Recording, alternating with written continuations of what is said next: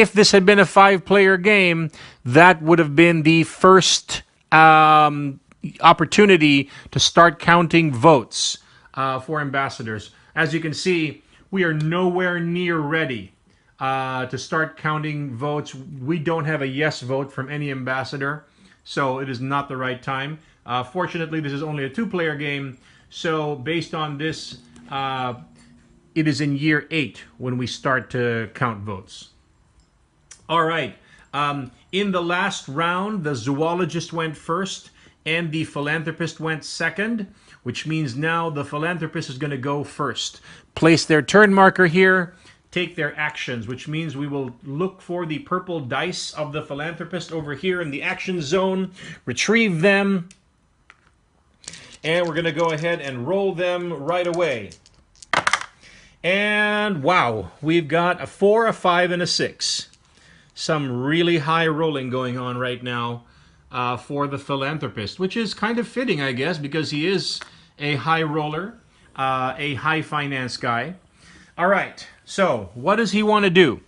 Well, he wants to keep on gaining influence, right? And he's got some money. Okay, let's take this 4 and let's go ahead and put it on the sign a petition card over there, which we used in our last turn. And the sign a petition means add 1 influence to an ambassador. So we don't have to pay any money for that. So let's take an influence cube and let's place it on an ambassador. So we'll choose this ambassador over here. Who is this ambassador? This is the ambassador from Indonesia. And what are their requirements? Roll 2 dice, total those 2 dice, add the number of influence cubes on this card. If it equals 10 or more, we get Indonesia's yes vote. Okay, so let us put that influence cube on Indonesia. Now, we are still looking good in terms of our tigers and our tiger habitat. So for this year, I don't think we need to worry about taking actions to protect them, which means we can focus on gaining influence. So let's do some more actions that allows us to gain influence. We need some money, okay? And I want to use that card over there that says to pay $3 million, then add influence, 3 influence to 1 ambassador. But problem, our philanthropist only has $2 million, but has this special ability that says you may use any player's money as though it was your own. So guess what, zoologist, this philanthropist is going to use their special power to take 1 million of your dollars, and the philanthropist is going to take this 5 and place it on this spot that says pay 3 million. And so now the philanthropist is going to pay $3 million. And that will allow the philanthropist to take 3 influence cubes and then place them on any ambassador, already known or unknown. The last time we used this, we took a risk, and it was actually a good risk, I think, in the case of Nigeria. So let's take another risk. Let's place this influence on this unknown ambassador, and it turns out to be Canada. Canada, what are Canada's requirements? Count the number of active player cards. So player cards in play, that is actions plus continuous cards, plus the number of influence, and if that totals 14 or more, we get Canada's yes vote. That's actually pretty hard to do. Let's take a quick poll, shall we? So, how many cards do we have in play? We have 1, 2, 3. We do not have any continuous cards in play in the player hands over here. So that's a total of 3, and then plus the number of cubes on Canada right now, which is 3. So that's a total of 6. And Canada requires 14. So that's a big ask, Canada. You're asking for a lot right now. So we'll see. We'll have to get back to you on that, Canadian ambassador. Okay, and we have one more die. I think we need to use this to get some money because look over here, the philanthropist used up all of his cash and in fact took cash from the zoologist to be able to try to influence that Canadian ambassador, which turned out to not really be a great gamble here. So let's get some money. There's a space over here, the sign a petition space, which if we place on it will allow us to gain $2 million. So we place over there, and just like that, the philanthropist gains $2 million. Okay, philanthropist is done with his turn. We move on to the offspring phase. How many mating pairs do we have? 1, 2, 3, 4 mating pairs. Plus 1 is 5. Let's roll our offspring die, and we're looking for 5 or less. Uh-oh. This time, luck was not with us. We rolled a 6, so we did not earn any offspring. No baby tigers this year. Now we move on to the destruction phase. And, well, okay, so this has 1 tiger, this row has 1 tiger, this column has 1 tiger. Every other available row or column has two or more tigers. So, you know what? Well, let's choose this one right over here. We don't want to get a 4. We actually don't want to get a 1 or a 6 either, but the 4 is instant death for that tiger. So no 4, no 4. We get a 1. Okay, let's see how that resolves. I'm actually going to have to look at the rules here for what happens when you have to place a destruction tile on top of a space that already has a tile. So, if there is already a deforestation tile in that space, move the tile toward the nearest tiger in the line until it reaches a space without a deforestation tile, which may or may not contain a tiger. Okay, so we rolled a 1 on that destruction die, which means that corresponds to this space right here where there's already a destruction tile. So instead of placing here, we move toward the nearest tiger, so that's over there, and we end up placing right over here. So now these 2 spaces are destroyed, but that tiger is still alive. Okay. And now, the most hated part of each turn is we now need to go to the impact phase. And remember, we have 1, 2, 3, 4 persistent impacts in play. If a tiger sighting comes out, a whole bunch of bad things are going to cascade and happen. So, without further ado, that is not a tiger sighting card, but it is an instant impact. It says, lose a number of animals equal to the current year number, but no more than 3 animals. Ouch! Well, that is not a welcome development for our tigers and our habitats because the current year is 3, which means we will lose 3 tigers. Wow. Okay. Well, looks like I'm going to lose this tiger and this tiger and this tiger. Okay. In year 3, we lost 3 tigers. 3 majestic animals sadly lost their lives as a result of poachers. Tiger parts are sometimes used in traditional Chinese medicine and command a high price. So poachers killed 3 magnificent tigers in year 3 of our game. That is horrific. Okay, that was the impact phase. And now we move on to the upkeep phase. So the philanthropist here is going to draw a new card. And it is another go to work card. So very welcome cards for being able to earn money. And now we move on to the zoologist's turn. So they'll take their turn marker and they'll put it over here on the year marker. And then they will retrieve their dice. So their green dice are going to come over here. and we will roll them. We got a 2, a 3, and a 5. Okay, we'll place them right over here for now. 2, a 3, and a 5. All right. What are we going to do? We would like to earn some influence, right? Because in terms of our tigers, last year was very bad, or rather the current year is very, very bad. We lost 3 tigers, but right now, if we take a look at where they are, not one of these tigers are actually adjacent to any deforestation or destructed tiles. So we don't have to take any immediate action to protect tigers right now. We do want to increase our tiger population.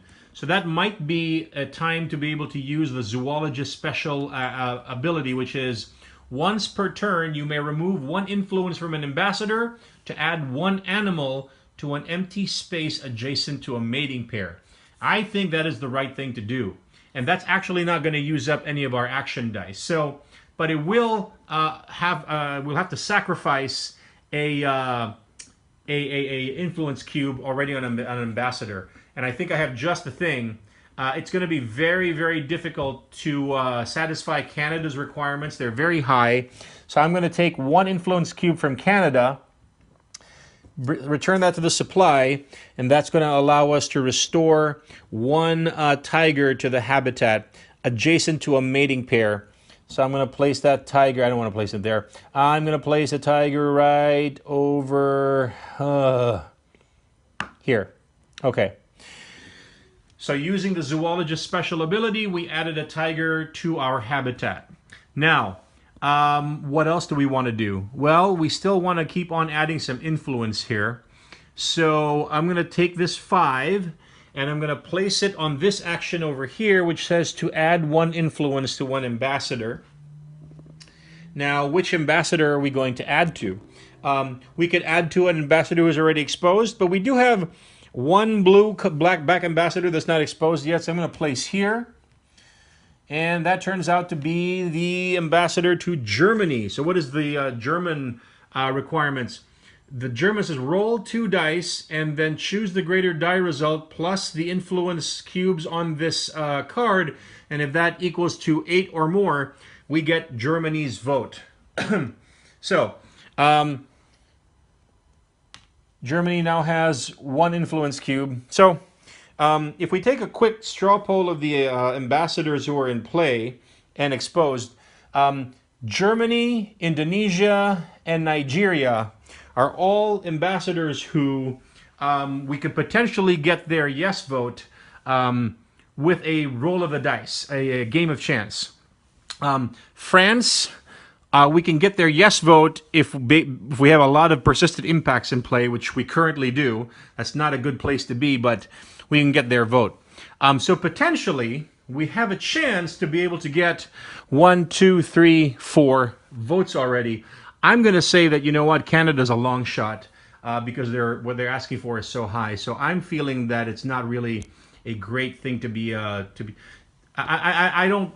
personally don't think we should be working to get Canada's vote. But Germany, Indonesia, France, and Nigeria, I think, are good options. Okay, so we've got some more dice here. Do we have any cards that we potentially want to play? This one is remove 1 influence, then remove 2 destruction tiles that are adjacent to each other.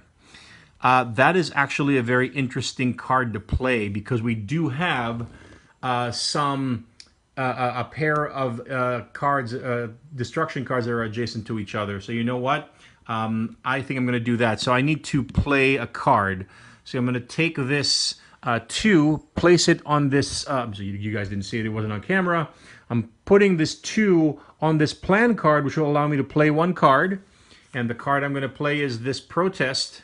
And because it's going to allow me to sacrifice 1 influence cube, but then remove 2 destruction tiles adjacent to each other. So we're going to place this protest card over here in the action zone.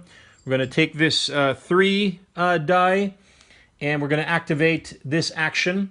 And we're going to choose a ambassador to remove influence from. Can you already guess who I'm going to remove influence from? Canada. I'm going to take influence away from you. But that will allow us, the sacrifice of that influence is going to allow us to take these two destruction cards and take them off the board. Look at that. And so now our situation is a little bit better. Okay. So the zoologist is done with her actions phase, and now we move on to offspring phase. Let's take the offspring die. How many mating pairs do we have? 1, 2, 3, 4, plus 1, 5. We have to roll 5 or less to be able to add a baby tiger. We don't roll a 5 once again. Now the dice are starting to hate us. We rolled a 6, and so no baby tiger here in year 3. The same year that we lost 3 tigers from the habitat. Now, we move on to the destruction phase. Are there any spaces where there's only 1 tiger? Yes, this row right over here. So once again, we don't want to roll a 4 with this destruction die. Let's roll, and we get a 6. Okay, so let's resolve that. Basically, this tile wants to go into this 6 space. There's already a tile there, so now it slides toward the nearest tiger. So now we've got 2 destruction spaces right over there. Now, the dreaded impact phase. So, once again, we have 4 persistent impacts in play. If we draw a tiger sighting card, they all come into play. They all take effect. So let's see what we got. That is, in fact, a tiger sighting. This will trigger a variety of persistent impacts. So yeah, there you go. And we trigger them from oldest to newest.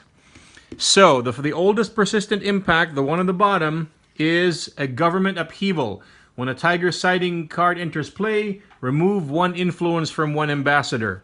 Well, can you guess which ambassador I'm going to remove an influence from? The Canadian ambassador. Bye-bye influence. Now, clear cutting comes into play. When a tiger sighting card enters play, roll for 1 more deforestation. Youch. Okay.